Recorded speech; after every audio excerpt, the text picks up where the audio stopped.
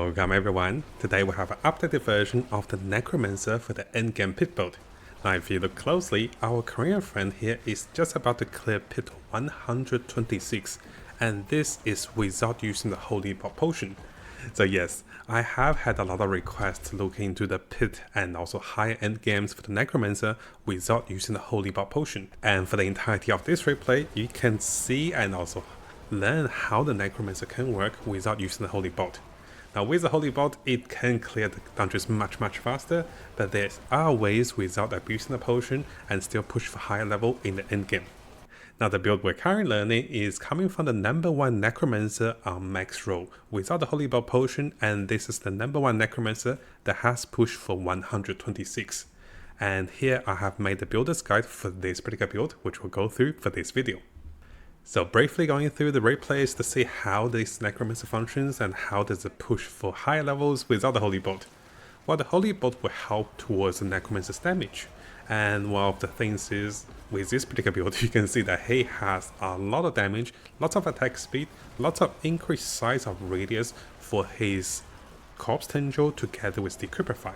Together with minions having a lot of attack speed, he is doing maximal damage using the golems and also debuffing enemies and also grouping them together and also stunning them. And once the monsters are stunned with Corpse Tendril, he can then finish off with the active of the golem. And the build seems quite straightforward, right? And yes, this build is gonna be one of the higher damage compared to the Holy BLOT potion because it doesn't use the potion. And compared to our other builds, the build still looks very straightforward to what other Necromancers are using, and it is very durable, which allows him to not get one-shotted.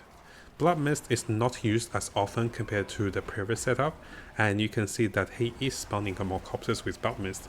Together with the cooldown reduction coming from Decrypify, monsters are perma-stunned majority of the time, which is the defensive mechanics of this build. And you can see that he is spamming the active of the golems to deal the most damage, as the elites and also monsters are perma-stunned through Corpse Tendril.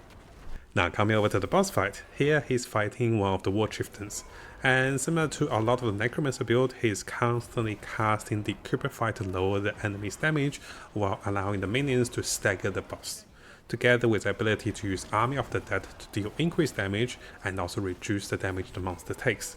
He is always actively casting the Golem active, which will heal the player, the Necromancer player, while doing lots of damage. The build has mechanics that allows him to stagger the boss consistently because minions will be debuffing with shadow attacks, which will increase the Necromancer's damage and also have chances to stun enemies. Now the build does build into a lot more attack speed, and having more attack speed for the minions means he is proccing more darkness spells and also doing even higher damage. Now in terms of survivability for the build, it does have Blood Mist, and you can see when the Lilith comes and when Lilith drags you in, Blood Mist will be your centerpiece of the build. And because you're running Decrypify, and having Decrypify will lower your spell's cooldowns. So even though the build is heavily focused on having extra damage, the defensive capacity with Blood Mist allows him to dodge multiple spells, thus allowing him to have 0 death or close to 0 death against the boss, which will save the timer as they push for higher pit dungeons. And again guys, you can see when Lilith casts spells and when there's spells that need to be unstoppable, you can use Blood Mist to have increased survivability. So overall guys, this is a well-rounded Necromancer build that does not use Holy BLOT potion. Now of course, for those of you that still want to use the potion, the build can use the potion and push for even high dungeons of course.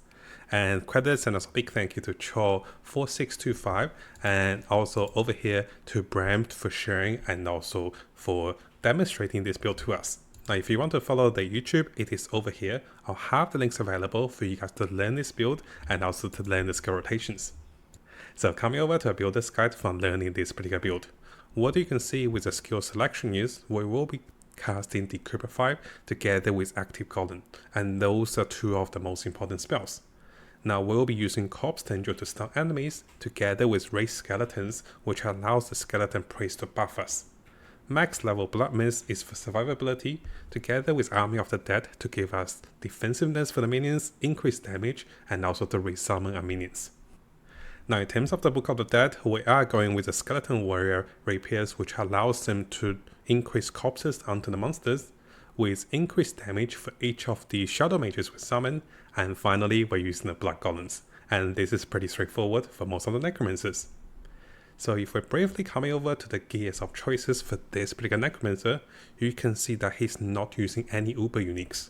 This allows him to main at max for the higher gear of stats and also to get the most out of his gears. You can see some of those gear ranks will be including cooldowns, Golem Mastery, Halberd Commanders, critical strike chances, attack speed, intelligence, and also important stats which will allow him to have more survivability and also more damage for the dungeons. The choices of affects are very straightforward, and it is something we have used previously. So here we're getting 2 additional skeletons, and here we're getting damage reduction for the minions and also for the player. We'll be using the aspects to lower the Blood Mist cooldown and also casting Corpse Explosion automatically. Over here we'll be getting additional damage coming from the Skeleton Priest. And yes, we're not auto casting any spells. We'll be manually casting raised skeletons, which in return will give us a damage boost as we cast this spell with maximum skeletons. We'll also be getting additional ways to stun enemies with the Skeleton Warriors. This is one of the setup we have talked about previously, and this is how the build will stagger and also stun enemies continuously through the Skeleton Warriors. Now in terms of the offensive choice, we're going with a 2-handed weapon, and this is going to be the 2-handed scythe. And this allows the Necromancer to deal 240% additional damage after triggering the Shadow Blight passive. And this allows us to trigger lots of Shadow Blight passive, as the monsters and also minions will deal shadow damage, and together with our own shadow damage. We're putting the Army of the Dead increased damage bonus onto the amulet, which can also provide us with additional damage reduction for the minions. Finally, we're getting additional critical chance with the Grasping Veins, which will be casted manually. We're not auto-casting any spells. And the second one is we're getting additional attack speed for the minions as they continuously hit monsters and also gain even more damage. Now in terms of the gems and also socketing, we're getting increased critical strike damage, we're getting maximum life, and also all resistance or any resistance we're missing.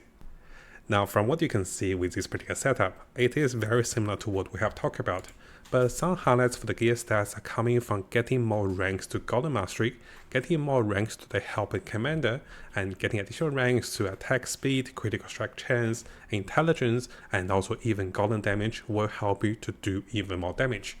And ideally, the setup for this build will require you to get at least 8 or rank 12 for your masterwork to get the most out of the build and to do even higher damage. Now briefly coming over to the skill trees. The starting skills are not very relevant. We are going for additional corpses with healed flesh. Max level into Blood Mist for the lower cooldowns and generating more corpses. We're max level over here to gain additional armor, additional skeleton damage, and even more damage with healed flesh. Over here we'll be going with the Decrypify, very important to have this one on for that cooldown reduction. And here we go with all the increased damage perks for the passives. We are max leveling Corpse Tendril for the lower cooldowns and also for the ability to cast vulnerability onto enemies. So for this particular build, the Korean player has not gone into any of the stun and unlucky hit chances with darkness spells. But in exchange, he did go in for higher gain of Fortify over here, and he has went for additional points over here, which allows him to do even more damage. And of course guys, the capstone will follow into the Shadow Blight for even greater damage as some minions and also necromancers does shadow damage. Now in terms of the Paragon board, let's briefly go through the choices of the glyphs over here. I have modified a little bit compared to what he was using. He was using 6 different glyphs, and from our previous build, we were able to fit 7 different glyphs for this particular setup. So we can be using Amplify over here for even higher damage with the Necromancer and also minions through curse damage.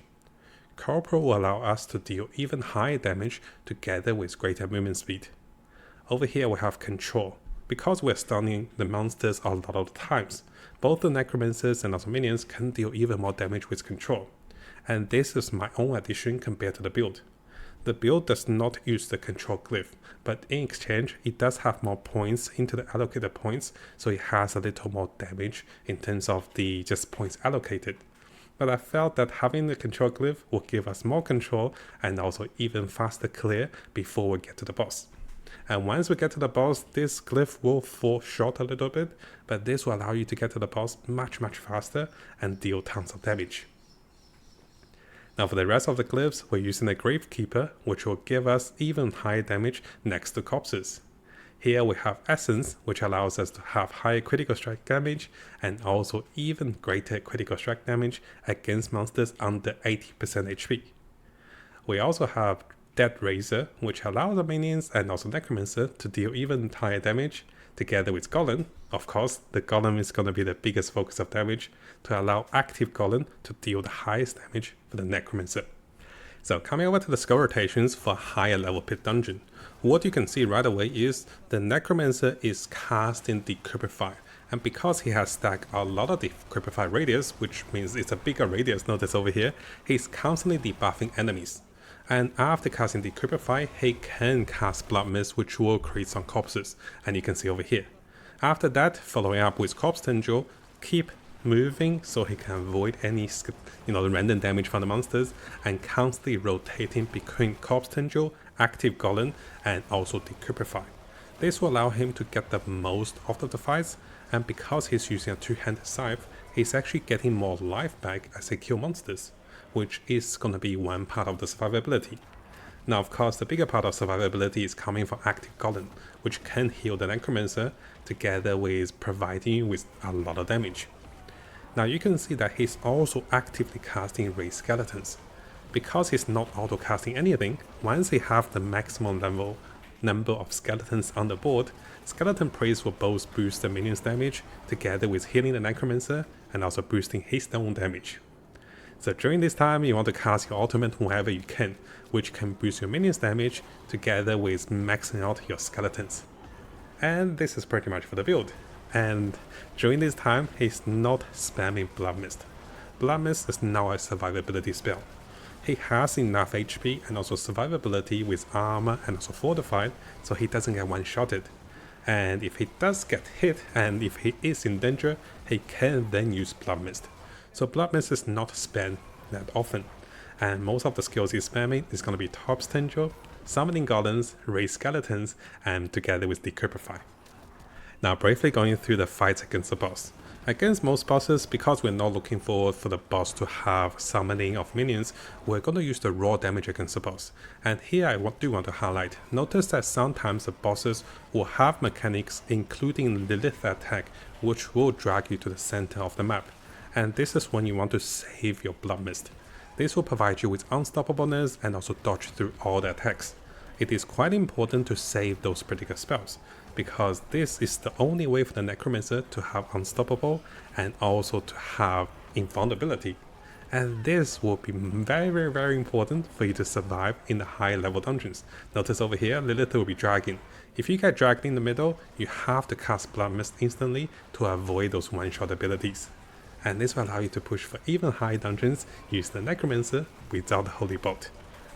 Now, similar to all the build and also guides we're learning, the links to those videos and also to the YouTube channel you can follow for future updates will be available to you guys. I'll be updating those leaderboard and also learning more builds with us, and together we'll go through the rogues and maybe the druid and also sources as well to see what are the high level build you can look into and build into, and what are the gears that they're using for the #1 leaderboard.